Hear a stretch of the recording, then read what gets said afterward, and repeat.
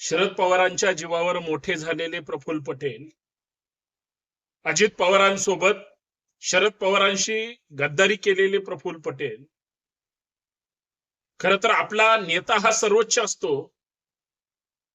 आणि त्यांच्याच घरातल्या व्यक्तीच्या खांद्यावर हात टाकणारा किंवा स्पर्श करणारा व्यक्ती हा किती सोबत ठेवण्याचा किंवा त्या पद्धतीनं पुढे घेऊन जाण्याच्या लायकीचा आहे हे महाराष्ट्रानं आता विचार खरं तर करणं गरजेचं आहे. महाराष्ट्रानं अर्थात त्यांच्या पक्षाच्या लोकांनी शरद पवारांनी चांगल्या वाईट काळात प्रफुल्ल पटेलांना जी साथ दिली, जी मदत केली, खरं तर त्याची जाणीव प्रफुल्ल पटेलांनी ठेवली का याचा शोध आणि बोध आपल्याला घ्यायचाच आहे.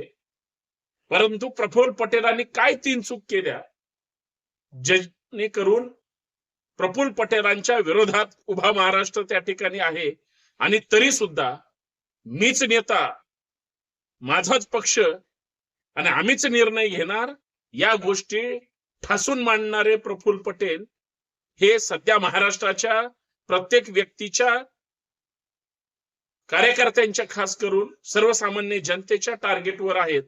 आणि या आणि अशा सगळ्या विषयावर मित्रांनो चर्चा करूया.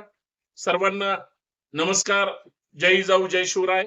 मी संतोष शिंदे, बंडखोर नेता या आपल्या हक्काच्या युट्यूब चॅनलवर मी आपल्या सर्वांचं मनपूर्वक स्वागत करतो. विनंती एवढीच आहे की नवीन असाल तर हे चॅनल सबस्क्राईब करा. हा व्हिडिओ तुम्हाला आवडला तर जास्तीत जास्त शेअर करा. व्हिडिओ शेवटपर्यंत पहा. पण या मुद्द्यावर तुमचं मत काय हे कमेंट करून नक्की कळवा. एक लाईक या तुमच्या युट्यूब चॅनलला किंवा संतोष शिंदे यांच्या या भूमिकेला नक्कीच करा आणि सपोर्ट करा.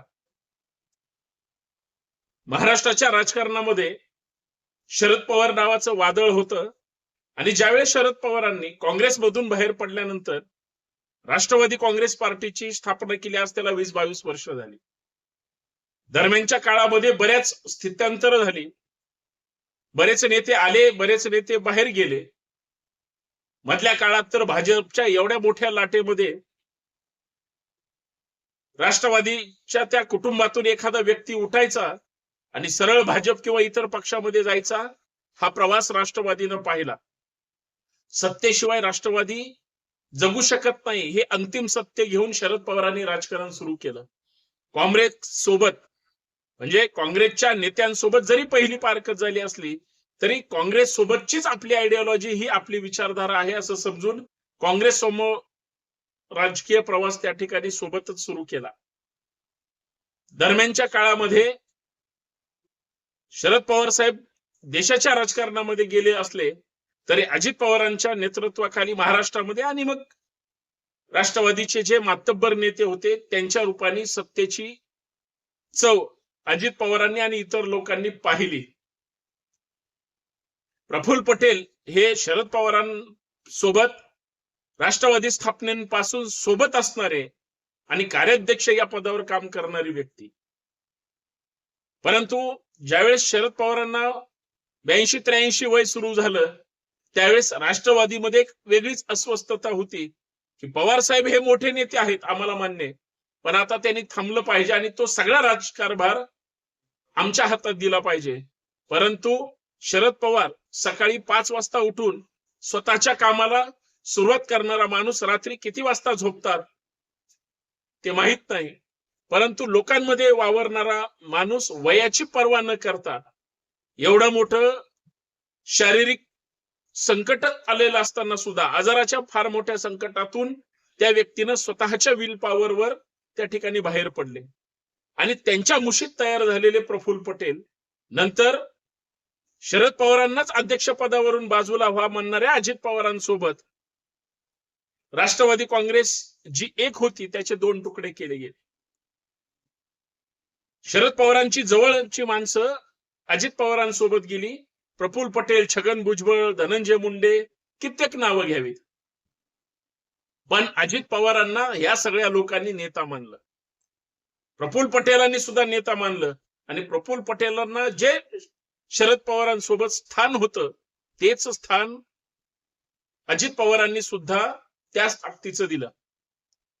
त्यांच्यावर बरेच घोटाळ्याचे आरोप होते, चौकशा सुरू होते, ईडी रोज दार ठोठवायची, बेल वाजवायची.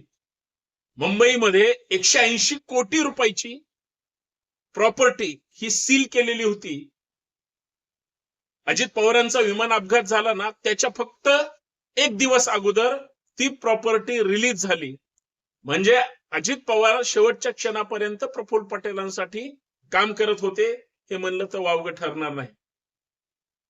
जे शरद पवार आणि इतर विरोधी पक्षासोबत होते त्या लोकांच्या पाठीमागं भारतीय जनता पार्टीने ईडी आणि इतर चौकशी यंत्रणा लावल्यामुळं सगळे अस्वस्थ होते, झोप येत नव्हती. त्या हसन मुश्रीफ साहेबांना जाऊन विचारा, ईडी सकाळी दारात आल्यानंतर त्यांची काय अवस्था व्हायची. म्हणून ही सगळी लोक भाजप सोबत अजित पवारांच्या नेतृत्वाखाली गेली. आता 28 जानेवारी 2026 रोजी विमान अपघात झाला आणि महाराष्ट्राला एक फार मोठा धक्का बसला. लोकांमध्ये वावरणारे, काम करणारे, लोकांसाठी 24 तास उपलब्ध असणारे आणि महाराष्ट्राच्या राजकारणामध्ये स्वतःची एक ओळख निर्माण करणारे अजितदादा विमान दुर्घटनेमध्ये मृत्युमुखी पावले. प्रफुल्ल पटेलांनी किंवा त्यांच्यासोबत सुनील तटकरेंनी ज्या पद्धतीनं पक्षामध्ये अजितदादा गेल्यानंतर हालचाल केली, पक्ष आपल्याच ताब्यात ठेवण्यासाठी विलिनीकरण होऊ दिलं नाही, त्याच दरम्यानच्या काळामध्ये प्रफुल्ल पटेलांनी कदाचित केंद्रातल्या नेत्यांच्या दबावापोटी ज्या काही चुकीच्या गडबडीच्या घटना केल्या, महाराष्ट्र त्यांच्या विरोधात अस्वस्थ आहे. आणि या सगळ्या गोंधळामध्ये कळत नकळत प्रफुल्ल पटेलांकडून काही चुका घडल्या. त्या 3 चुका प्रफुल्ल पटेलांसाठी फार धोकादायक आहे असं मला वाटतं. प्रफुल्ल पटेलांची सगळ्यात महत्वाची मोठी चूक म्हणजे राष्ट्रवादी काँग्रेसचं अजित पवार असताना जे विलिनीकरण होणार होतं आणि आता 12 मार्चला जी महत्वपूर्ण बैठक होणार होती, कदाचित अगोदरच दादा अपघातामध्ये गेले, परंतु अपघातामध्ये गेल्याच्या क्षणापासून प्रफुल्ल पटेल आणि सुनील तटकरेंनी सुनेत्रा पवारांकडे पक्षाची जबाबदारी द्यायची, याच्यापेक्षा आपल्याच हातात पक्ष राहील यासाठीचा जो काही त्यांनी प्रयत्न केला आणि सत्ताधारी पार्टीच्या किंवा केंद्रातल्या नेत्यांच्या दबावापोटी शरद पवारांकडे सगळी सूत्र परत जाऊ नये हा जो प्रयत्न केला, ती सगळ्यात मोठी प्रफुल्ल पटेलांची चूक एक ना एक दिवस त्यांच्या अंगलट येणार आहे. आणि ती अजित पवारांच्याच कुटुंबापासून प्रफुल्ल पटेलांचा आज ना उद्या विरोध होणार आहे, हे तुम्ही लिहून ठेवा किंवा याचं गांभीर्य समजून घ्या. दुसरी महत्वाची चूक, कार्यक्रमाच्या निमित्तानं किंवा पत्रकार परिषदेच्या निमित्तानं ज्यावेळेस सुनेत्राताई पवार त्या सगळ्या नेत्यांच्या गराडात येतात, तुम्हाला माहितीये त्यांच्यावर एक फार मोठं दुःख आलंय आणि रोहित पवारांनी बोललेलं वाक्य, काकींच्या हाताला स्पर्श कसं काय करू शकतो किंवा खांद्यावर हात कसं काय ठेवू शकतो. प्रफुल्ल पटेलांची किंवा त्यांच्या मनात तशी धारणा सुद्धा नसेल, परंतु ही फार मोठी चूक त्यांनी केली. हे मी म्हणत नाही, रोहित पवारांनी सुद्धा त्याला पॉइंट आउट केलंय. आज राष्ट्रवादी काँग्रेसचं अजित पवार गटाचं मातृत्व म्हणून सुनेत्राताईंकडे पाहिलं जातं, तरी सुद्धा प्रफुल्ल पटेलांची ही चूक क्षम्य नाही. आणि तिसरी महत्वाची चूक जी महाराष्ट्राच्या राजकारणामध्ये भविष्यात आज सुद्धा त्याची दररोज चर्चा होते, माध्यम चर्चा करतात आणि त्या व्यक्तीच्या सुद्धा मनात तो राग असेल, परंतु आपल्या काकांना तो मान द्यायचा सोडून आज प्रफुल्ल पटेलांना तो मिळतोय. त्याचं कारण असं आहे, सूत्र त्यांच्या हातात आहेत. ती चूक म्हणजे राष्ट्रीय अध्यक्ष जाहीर करण्याची एक त्यांच्या राज्यातल्या आणि इतर राज्यातल्या देशभरातल्या नेत्यांची एक बैठक झाली पार्लमेंटरी बोर्डची, आणि ज्यावेळेस प्रफुल्ल पटेल, सुनेत्रा पवार आणि इतर सगळी मंडळी सुनील तटकरे सहित पहिल्या रांगेत बसतात, जय पवार येतात तर लांब बसा म्हणून त्यांना जो आदेश दिला जातो किंवा जागा दाखवली जाते, महाराष्ट्रातल्या कुठल्याही व्यक्तीला ही गोष्ट पटलेली नाही. कदाचित अपघातापासून अजित पवारांचं कुटुंब म्हणजे पत्नी आणि 2 मुलं हे खरं तर जाहीर बोलत नाही, ते याच्या अगोदरही बोलतच नव्हते. परंतु या दोघांची मनमानी आणि प्रफुल्ल पटेलांचं चुकीचं वागणं खरं तर महाराष्ट्राला खटकलंय. आणि महाराष्ट्राला खटकत असताना आज ना उद्या त्याची किंमत या सगळ्या बाबतीमध्ये पटेलांना भोगावी लागेल की काय असं त्या ठिकाणी वाटतं. कारण मी कसा मोदी साहेबांच्या जवळ आहे, अहो छत्रपती शिवाजी महाराजांचा जिरेटोप आणि त्यांचा सगळा पेहराव हा शिवाजी महाराजांना शोभतो.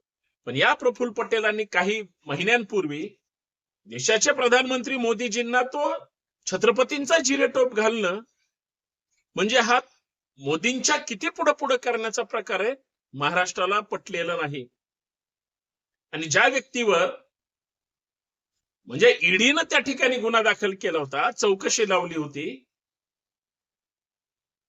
आणि विमान वाहतूक मंत्री ज्यावेळेस प्रफुल्ल पटेल होते त्यावेळेस जे काही घोटाळे झाले त्याच्यातून वाचण्यासाठी प्रफुल्ल पटेल कधी मोदी भक्त झाले हे कुणाला सुद्धा कळलं नाही. आणि या सगळ्या गोष्टी महाराष्ट्र जरी विसरलेला नसला तरी महाराष्ट्र या सगळ्या गोष्टी जाणतोय, हे मला या माध्यमातून सांगायचंय. म्हणून या सगळ्या गोष्टीवर ज्या गोष्टी महाराष्ट्राला पटलेल्या नाहीत त्या गोष्टी जरी आपण पुढे ठेवण्याचा प्रयत्न केला असला तरी यांचं जे काही कपटी राजकारण आहे भविष्यात महाराष्ट्राला आणि त्यांच्या पक्षाच्या लोकांना कळल्याशिवाय राहणार नाही. एवढंच मला या माध्यमातून सांगायचंय. तुमच्या सुद्धा या तिन्ही प्रश्नाबद्दल मनात काय काहूर माजलाय नक्कीच कमेंट करून सांगा. तुमची कमेंट आपल्या या भूमिकेला खरं तर तुमच्या मनातल्या प्रश्नाला नक्कीच उत्तर देण्याचं काम करेल असं मला वाटतं. लाईक करा आणि हा व्हिडिओ जास्तीत जास्त शेअर करा. बंडखोर नेता हे आपलं हक्काचं युट्यूब चॅनल नेहमी पाहत चला. इतरही व्हिडिओ पाहण्याचा प्रयत्न करा. जय शिवराय.